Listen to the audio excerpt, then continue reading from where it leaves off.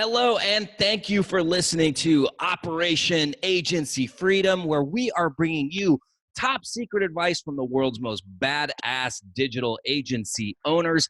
These amazing men and women are sharing their stories of how they have built 6, 7, and 8-figure digital agencies and how you can too. My name is Chris Martinez, CEO of Dude, where we help digital agencies by giving them the people and the processes so that they can scale profitably. And today I am joined by one of the most inspirational people that you will ever meet in this industry. Welcome to the show, Guillermo Serafin from Strategic Blueprints Consulting. How are you doing, sir? I'm doing well, man. It's a pleasure to be here, and I'm honored that you guys decided to have me on the show, and looking forward to help and inspire as much as I can. Oh, man, no, the honor is all on our side of the table. Come on. So we are going to talk more specifically about your digital agency in a second. But like I told you before, we do start off every show with kind of like a roundtable discussion about you and some of the things that that make you tick or that make your story unique. And so the biggest thing, and to me, this is incredibly inspiring. And if there's anybody out there thinking to themselves that they can't do it or that there is a hurdle that they cannot overcome, I really want you to pay attention to what Guillermo has to say. So Guillermo, you were born in Mexico and you came to the United States as a young child, around like 3 months, I think is what you said, right? Yeah, my mom had me when she was on vacation prematurely, and then they brought me over when I was about 3 months old. Okay.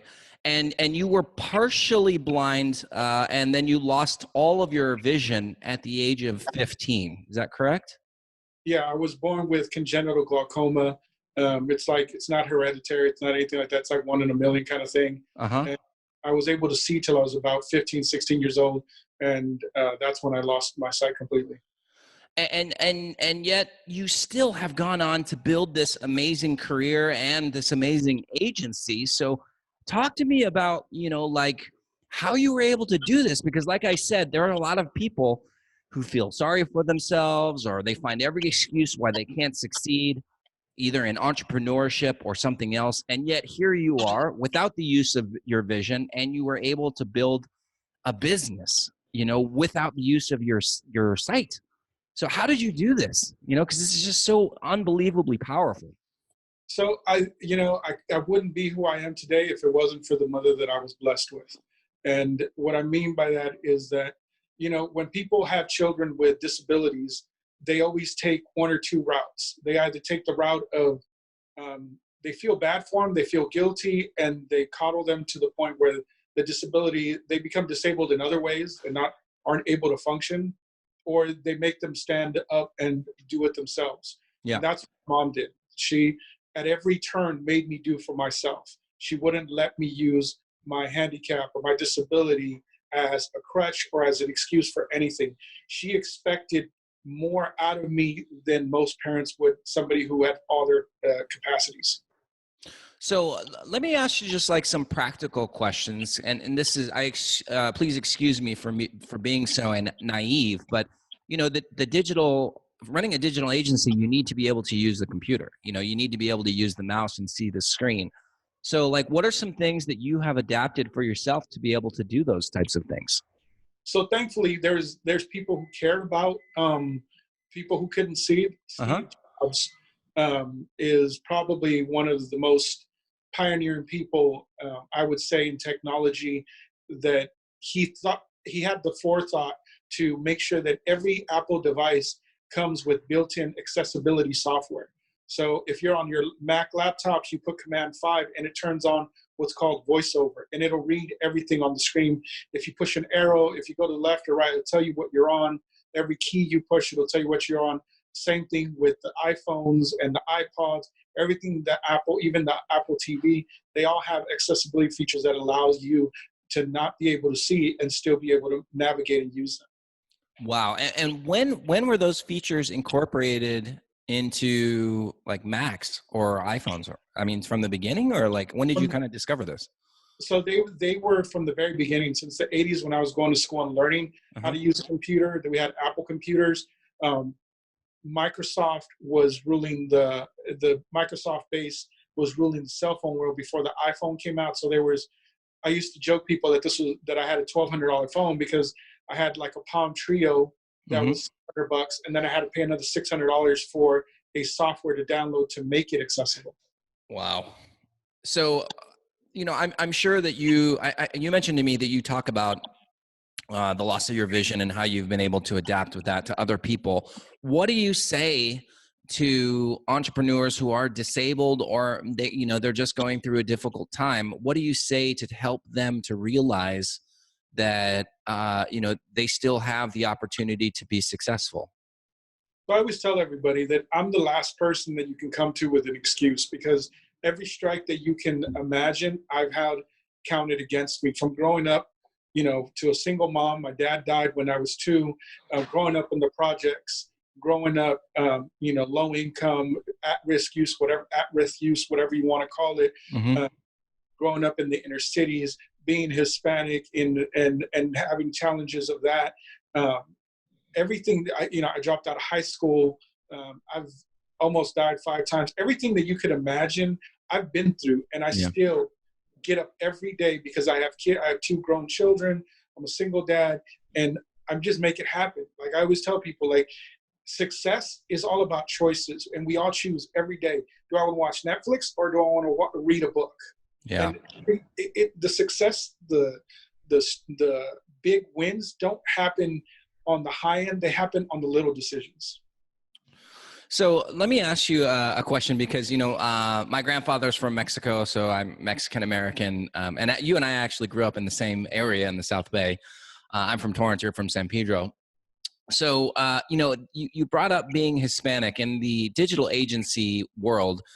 There aren't a lot of Hispanics, and actually at the last traffic and conversion conference that was here in San Diego, of the 100 and so speakers, there was not a single Hispanic speaker.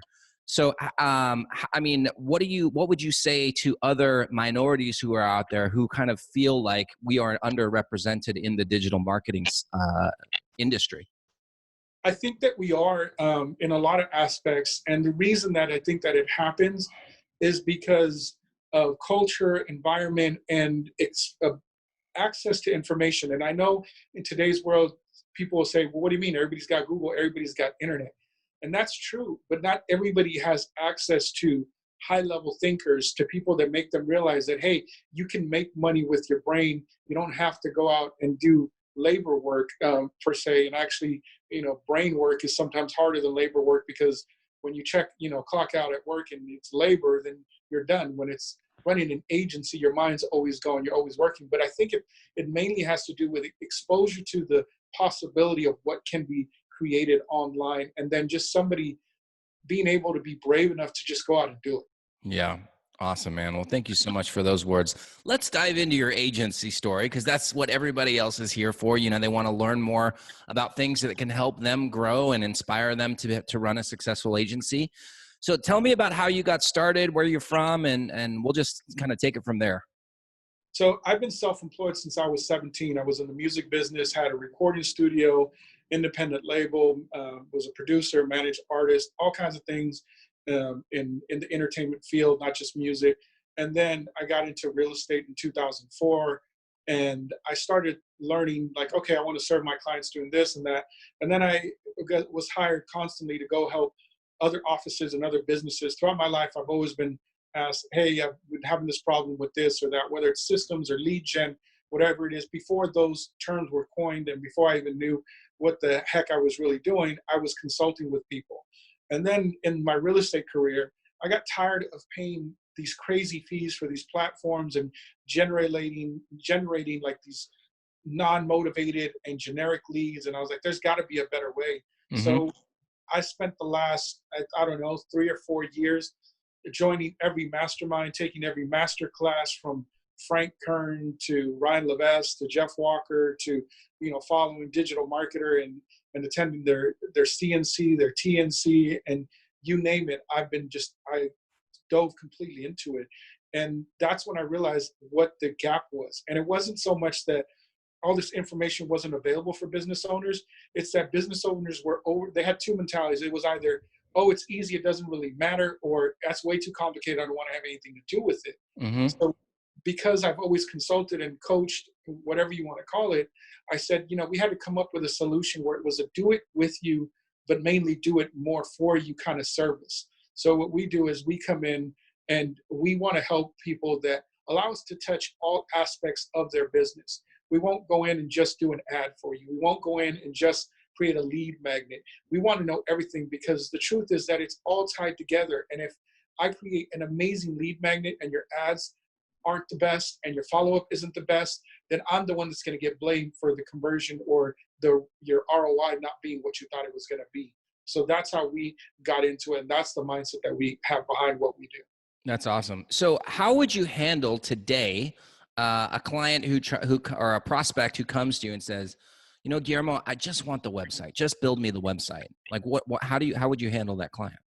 So my first question is always, why do you want just the website? What else are you doing? And then what do you expect from the website? My strategy is always to understand more, because the truth of what they really want is behind all their initial answers. Mm-hmm. There's a method that I've learned from multiple coaches, from Tony Robbins, I've seen do it, and so a bunch of other people, and they call it like the 7-layer. Like you have to ask somebody something 7 times before you get the real answer. And the real answer lies in their 5th and 6th and 7th answer. Interesting. So what would you say are some of the biggest challenges that you faced or that you have faced in your digital agency? I think the biggest challenges that I faced is the commoditization of what we do. Like everybody either not believing it or, there's so many, I hate to say it, there's so many people that aren't delivering that it makes the rest of us who are delivering have to fight such a bigger challenge to get into the mind space. And then, it's saturated. The market is saturated. It's definitely a red ocean right now. Yeah, absolutely. So what are some of the things that you've done to differentiate yourselves from all the fakers that are out there? And I've complained about this too. It's like the barrier to entry into our industry is 0. I mean, you watch a Tai Lopez video and then the next day you wake up and you're a digital marketing expert. So how do you combat the negative forces that are out there that are tainting the client's perception of us, the good guys? I put into practice what it is I'm trying to sell to people. And that's, I'm on Facebook, I would say 80 to 90% of my day in groups of all different industries, of all different things. And I'm giving feedback. I'm giving suggestions. And most of my clients come just from like, hey, I saw your answer on that.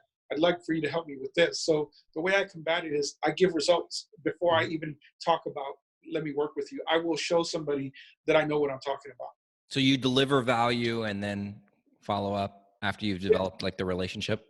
Yeah. And I don't ever, like, I'm the opposite of most. Like, I don't go to close. I'm never trying to close. I will deliver value and give you a win. And eventually the right people will come and say, hey, I need you to work with me. I love that approach. I mean, granted, this works for you. It might not work for everybody else. You have some other agency owners who are like, close the deal, ask for the sale, da da da da. And yet your method is to just deliver value, and then when they're ready, they'll come to you. So I love that you do it, and that works for you. Like that's your thing. Yeah, I mean, to me, it's because see, I'm looking at long term. Like what I work with clients is we're putting in a minimum 12-month strategy, but we don't have a contract, so it is month to month. Wow. And the only thing that I'm going to get you to stick is by not pressuring you and letting you understand and come to the realization that I'm who you need. Absolutely. So I want to switch gears a little bit because you started to talk about at the beginning how you got really involved with coaching and mastermind groups. So what was the first mastermind group that you joined, and how did you learn about that group? So the first group was in the real estate investing space. Kent Clothier has Find and Flip Summit, and Darren San Diego that he does. He's done in Arizona, but he's based out of La Jolla. And so I started going to there, and then, I started going to those, and I go every year. And then they have mastermind groups that, they different levels that you can join. And then from there, I started meeting, like I met Roland Frazier through Facebook and I learned about him. And then I got to see Frank Kern speak live at Kent Clothier's thing. And I had read about Frank Kern. I had seen his ads and stuff. And once I seen him live, it was just like genius. Like it it was funny. He wasn't feeling good. He was making jokes about being on cold medicine and forgive him, if he's loopy. But he went and created this campaign for investors right there on the spot, just by asking the audience questions. And it was just like watching magic. Wow, that's amazing. Now, I'm a huge fan of coaching. I think that everybody needs a coach.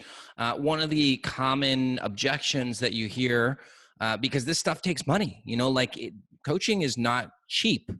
If you were to just look at it from a dollars and cents standpoint and not look at the investment value.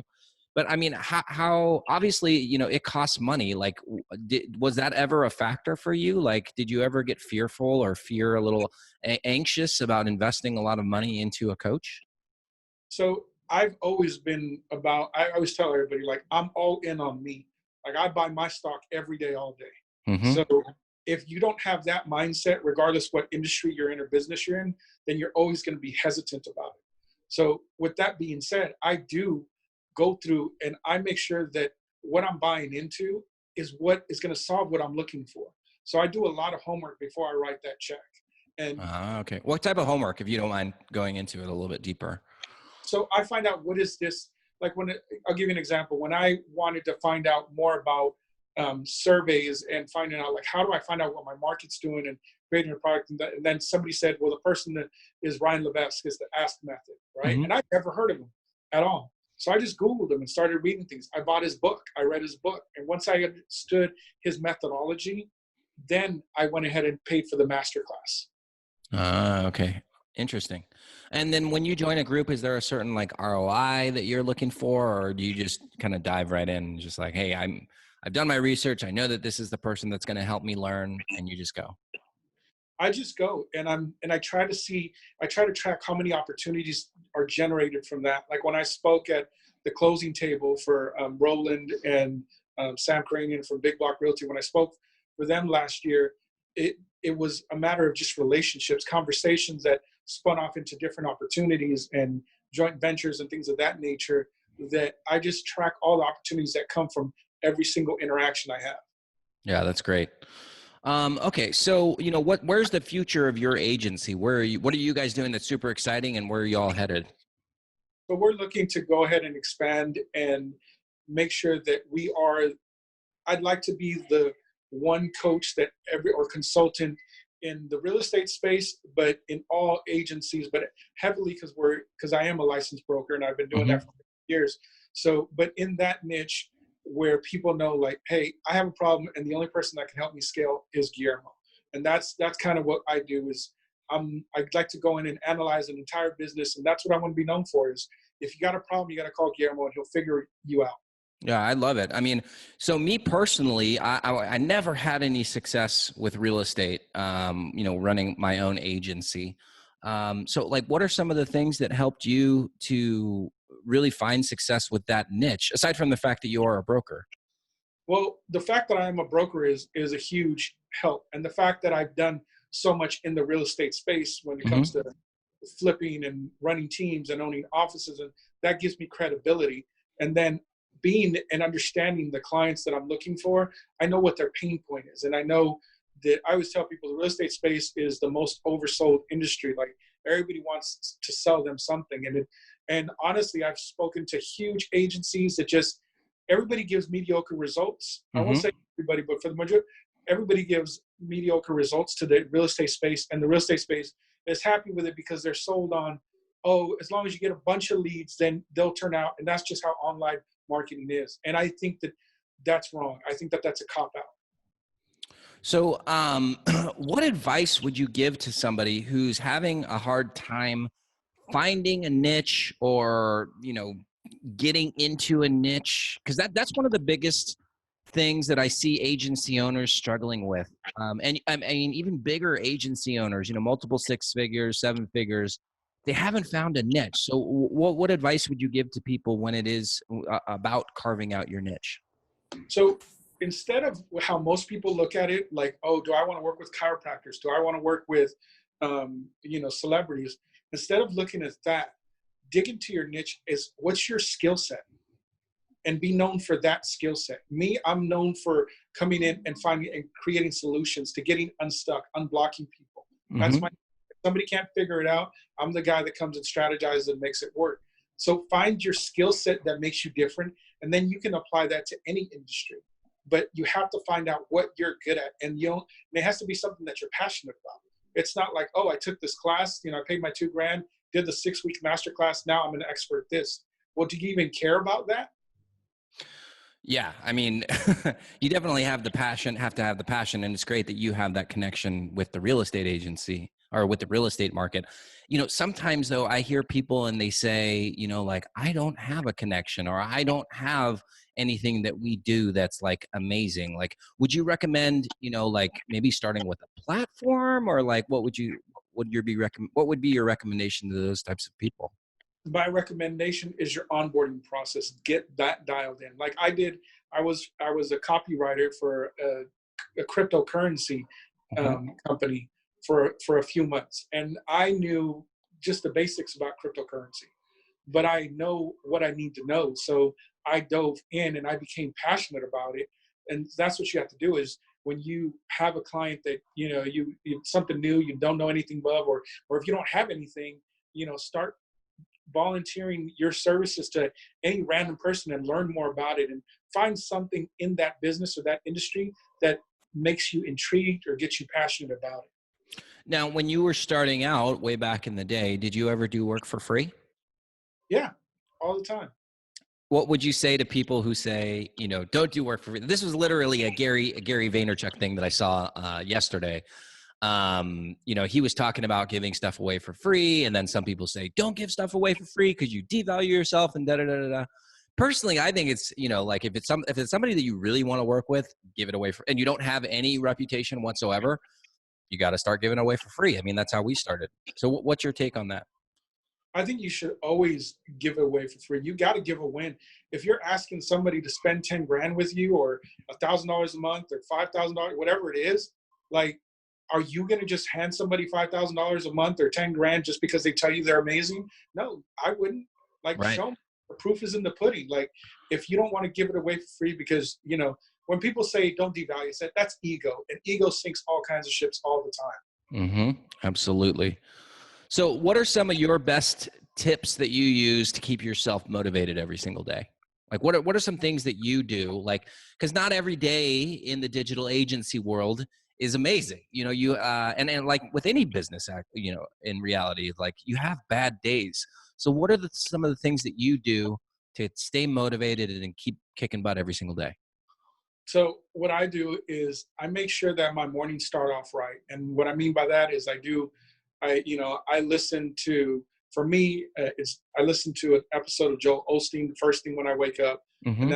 and then I read a book, and then I'll listen to a podcast like something like this, and I do all of that before 7 a.m. And then Wow. I do some journaling, and I get that done, and then I'm inspired, I'm feeling good, and regardless how I slept or what's going on, it helps me and I stay focused when I'm doing that. Like, I'm not doing these things and reading my email or checking Facebook or doing anything like that. I'm focused, just laser focused on what I'm doing, whether it's reading, listening to the episode of podcast or Joel Osteen, whatever it may be. I'm focused on that, and then I start my day. Now, why Joel Osteen? What appeals to you with what he's saying? So, I mean, I've listened to and followed everybody from Tony Robbins, and, Les Brown is another person that I love listening to. But Joel Osteen, just his positivity of like, yes, he is a pastor or a preacher, whatever you want to say, but it's not really religious based. It's more just positive messages every day. Yeah. And if you can get past the fact that he's a pastor and runs a church, and you're actually just listening to it for the positivity and the message and perspective. It's about looking at things a different way. So, that's why I listen to that. Now, have you ever tried meditation? Because like I have started to do meditation, and for me, I never saw value in it. I have actively avoided it. But I started using this app called Headspace. And so I basically just sit there and this British guy talks to me for 15 minutes, early in the morning. And at least for me, like I don't notice anything like immediate, but I do notice throughout the day that I respond to situations a little bit better, or my brain feels like things are just flowing a little bit more smoothly. Have you ever tried meditation before? I do it all the time, and Oh, okay, great. I do it in my own way. Like I tell, like we all meditate, we just Yeah, don't realize that we're doing it, right? I right. mean, we all do something to cope with situations. Hmm. Me is if I'm going into a big meeting, a pitch, whatever it may be, I take a couple seconds or a couple minutes. I turn on music. Music is huge for me. I Hmm. just sit there and I listen and I visualize just random things. I visualize how the meeting's going to go, the conversation, the outcome that I want. I pace myself. I control my breathing when I'm going into a meeting. I mean, I'm very strategic about everything I do. If I know it's something that's really stressful for me and I don't want to show myself, I might go in there with a if they have fruit. I remember this for one meeting I did. They had fruit out there. I grabbed an apple so that I'd be eating while I was in this meeting, and that would help me any kind of nervous twitch or any kind of tail that I might have. It wouldn't show because I'm eating this apple and I'm focused on that and I'm focused on the meeting itself. So find something that helps you expel your energy into it so that nobody notices. That's great. Yeah, I've heard have a glass of water there. So if you get stuck or something like, you can sip your water and then regroup and that sort of thing. So that's a great little tip. All right. Well, we're, running out of time here. So I want to thank you so much for joining us. What is the best way for people to get in contact with you? So the best way is you can, look me up on Facebook, or you can shoot me an email at info@strategicblueprintsconsulting.com, or just go to our website, strategicblueprintsconsulting.com. And, there's some contact and scheduling links in there, and you can just reach us through there. Awesome. Yeah, we'll definitely put that in like the show notes and on the video recording. So my last question for you then is, who would be the perfect person to reach out to you today? The perfect person to reach out to me today is somebody who feels that they've got every tool under the sun, they've taken every course, and they've done everything right, but they still can't figure out why it's not clicking, why it's not converting. Got it. And then that's where you work your magic and take over. Exactly. Awesome, man. Well, Guillermo, thank you so much for being on the show. If there is anybody out here who's listening and you are not inspired to take action and get out there and overcome any obstacle that you have in your life, then I don't know, something's wrong with you, because Guillermo shows that if he can do it, like, there's no excuse that you have. So to all of our listeners out there, thank you so much for tuning in today, and make sure that you return next Thursday and every Thursday for the next episode of Operation Agency Freedom. Thanks so much, Guillermo. Everybody else have a wonderful day.